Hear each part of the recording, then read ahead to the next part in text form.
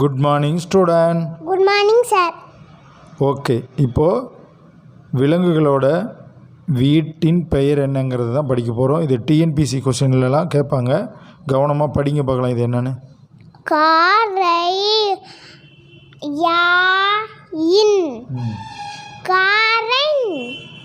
கரையான்.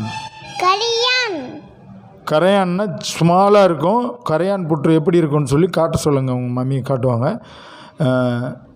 கரையானோட வீடு வந்து புற்று. கரையான் புற்று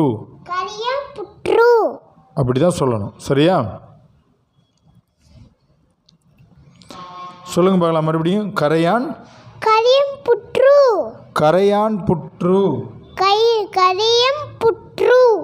சொல்லி சொல்லி பார்க்கணும் நீங்கள். சரி, அடுத்தது பார்ப்போம்.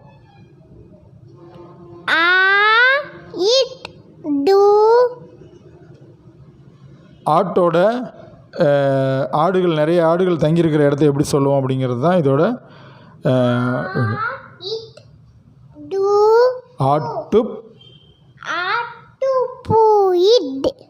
பூ இல்லை, எங்கே எதை பார்த்து பூங்கிறீங்க?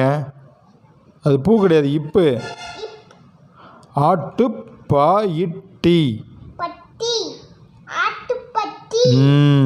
ஆடுகளெல்லாம் போய் பட்டியில் அடை அப்படின்னு சொல்லுவாங்க. சரியா? எல்லா ஆடுகளையும் ஒட்டுக்க அடைக்கிற இடத்துக்கு பேர் பட்டி அப்படின்னு சொல்லணும். ஓகே, அடுத்தது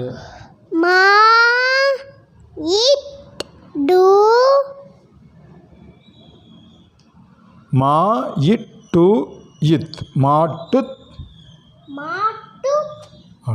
இது கண்டினியூவாக ஒரே வார்த்தை தான், நம்ம இடம் இல்லாதனால கீழே எழுதுகிறோம். அடுத்தது இது வந்து கோணச்சோவில் வரக்கூடிய லெட்ரு தோ.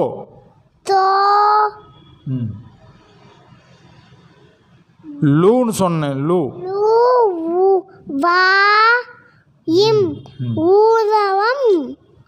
முதல் லெட்டரில் தான் வார்த்தை தொடங்கணும். தோ லு வா இம். மாட்டு தொழுவம். சொல்லுங்க பார்க்கலாம். மாடுகள் எல்லாம் நம்ம போய் அடைச்சி வைப்போம் ஒரு கொட்டாய்க்குள்ளே. அதை வந்து மாட்டு தொழுவம் அப்படின்னு சொல்லணும். மாட்டு தொழுவம். ஓகே, அடுத்தது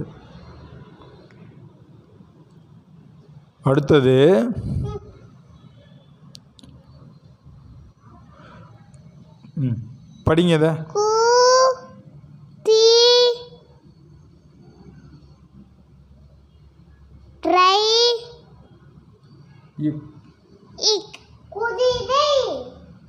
குதிரையெல்லாம் நம்ம போய் மொத்தமாக கட்டக்கூடிய இடத்துக்கு என்ன பேருன்னு பார்ப்போம். இது முதல் லெட்டர் வந்து கோ.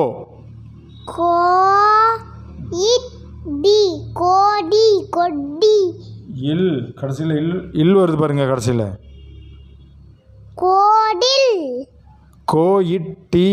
கொட்டில்.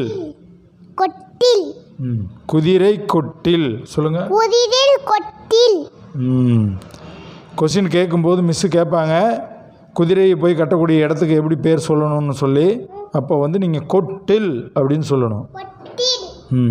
மாடெல்லாம் கட்டக்கூடிய இடத்துக்கு பேர் என்னன்னு கேட்பாங்க. தொழுவம்னு சொல்லணும். சரியா? அடுத்தது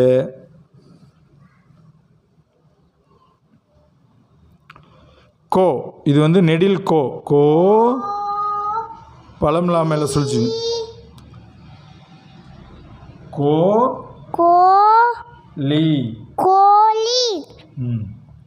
அடுத்தது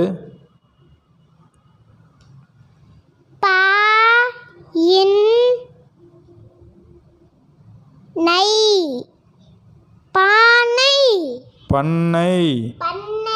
நெடில் வந்தால் தான் பாவை நீட்டணும். குறியில் பா தான் இருக்குது. அங்கே துணைக்கால் வந்தால் தான் நெடிலாக மாறும். சரியா? சொல்லுங்கள். கோழி பண்ணை. கோழிகள் வந்து நிறைய வளர்க்குற இடத்துக்கு பேர் கோழி பண்ணை. ஓகேவா?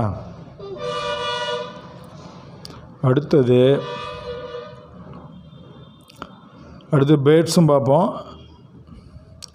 இது வந்து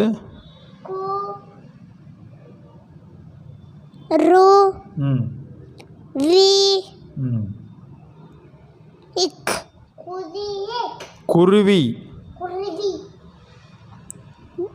நெடில் கூ. இது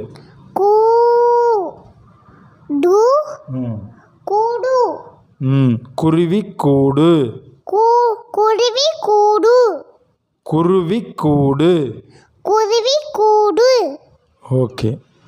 குருவிகள்லாம் போய் தங்கியிருக்கக்கூடிய இடம், குருவியோட வீட்டோட பேர் என்னன்னு கேட்டாங்கன்னா குருவி கூடு குருவி கூடு அப்படின்னு எழுதணும். சரியா? அதுதான் இதில் தெரிஞ்சுக்க போகிறோம். அடுத்தது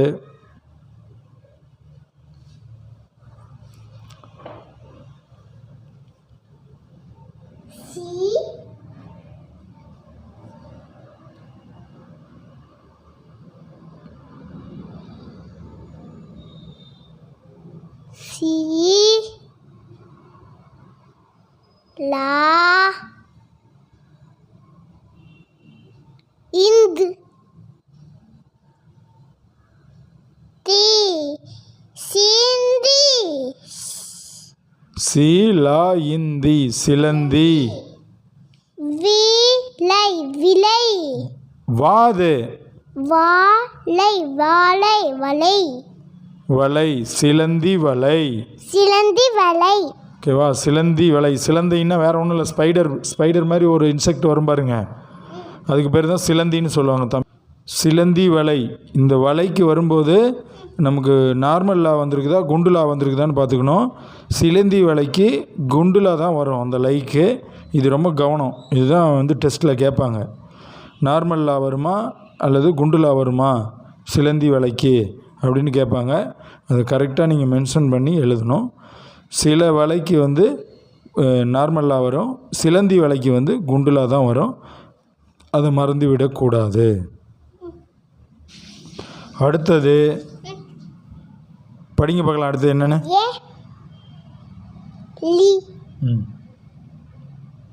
சொல்லுங்கள், ஜாயின் பண்ணி. எலி எலி இருக்கக்கூடிய இடத்துக்கு நம்ம எப்படி சொல்லுவோம்னா அதையும் வா ஏ லே லை. அது நார்மல் லா வந்திருக்கு பாரு. லை ம் வாழை வாழை வலை எலி வலை. எலி வலை எலி வலைன்னு எழுதும்போது இங்கே குண்டுலா வரக்கூடாது, இந்த லைக்கு நார்மல் லா வரணும். இதெல்லாம் ரொம்ப கவனமாக பார்த்துக்கணும். அதுக்கு தான் இந்த கிளாஸே உங்களுக்கு. எலி வலை எலி வலை வரும்போது வலைக்கு லையில் நார்மல் லா வரணும், மறந்துடக்கூடாது. சரியா? ஓகே. ஸோ எலி வலைன்னு தான் சொல்லுவோம். எலி வலைக்கு நார்மல் லா பயன்படுத்தணும். அடுத்தது படிங்க.